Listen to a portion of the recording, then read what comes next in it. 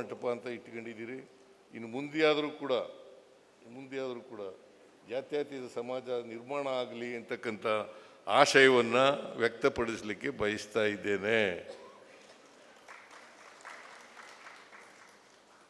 ಇದು ಅನುಭವ ಮಂಟಪ.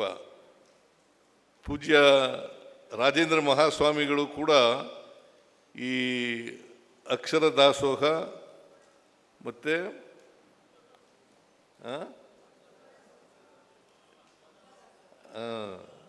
ಅನ್ನದಾಸೋಹ ಈ ಎರಡು ಕೆಲಸಗಳನ್ನು ಮಾಡಿದ್ರು. ಅಕ್ಷರ ದಾಸೋಹ, ಅನ್ನದಾಸೋಹ. ಈ ದಾಸೋಹ ಅಂದ್ರೆ ಏನು ಗೊತ್ತಾ?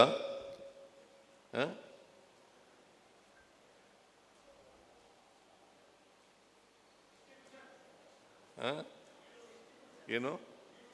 ನೀನು ಹೇಳಯ್ಯ, ನೀನು ಭಾಳ ಪತ್ರಿಕೆ ಹೊರಡಿಸ್ತಿದೆಯಲ್ಲ, ಹೇಳು ನೀನು. ಮುಗೂರು ನಂಜುಂಡಸ್ವಾಮಿ.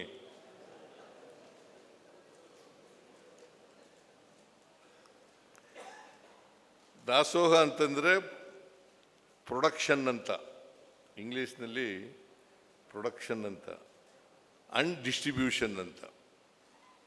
Production and distribution. ನಾವು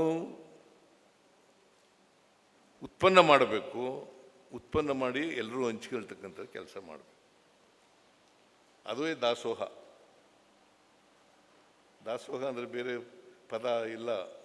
ಪ್ರೊಡಕ್ಷನ್ ಅಂಡ್ ಡಿಸ್ಟ್ರಿಬ್ಯೂಷನ್. ಉತ್ಪನ್ನ ಮಾಡೋದನ್ನು ನಾವೇ ಇಟ್ಕೊಳ್ಳೋಕ್ಕೆಲ್ಲ, ಅದನ್ನು ಬೇರೆಯವ್ರಿಗೆ ಹಂಚಬೇಕು. ಅದಕ್ಕೆ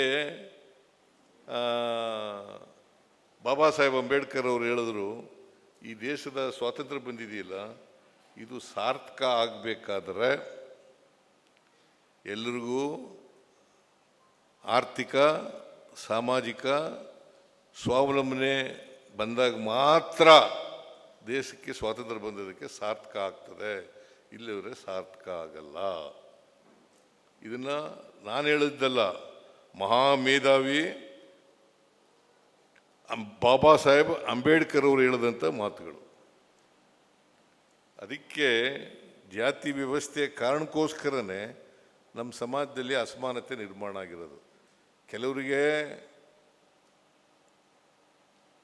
ವಾಂತಿ ಮಾಡ್ಕೊಳ್ಳೋಷ್ಟು ಆಹಾರ ಇದೆ, ಇನ್ನು ಕೆಲವರಿಗೆ ಆಹಾರನೇ ಇಲ್ಲ. ಇದು ಪರಿಸ್ಥಿತಿ ಇರ್ತಕ್ಕಂಥದ್ದು. ಅದಕ್ಕೆ ನಾನು ಹುಡುಗನಾಗಿದ್ದಾಗ